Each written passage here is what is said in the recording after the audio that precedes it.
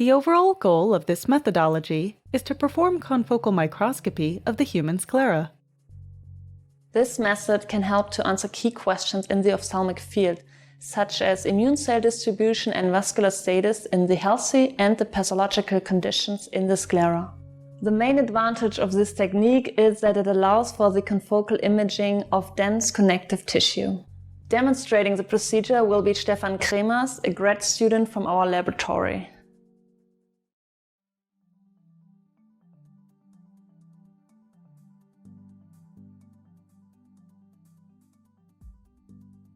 To begin, prepare 96% ethanol and PBS in individual tubes. Then prepare 100 microliters per sample of the primary antibodies in the recommended dilution of PBS containing 2% BSA, and keep all solutions on ice. Arrange clean instruments, including 1 to 2 Colibri forceps, straight microdissecting scissors, curved scissors, a number 10 scalpel or ophthalmic scalpel microfeather, 4 26-gauge needles, and a swab. Wrap aluminum foil around a polystyrene plate or prepare a cork plate to affix the tissue.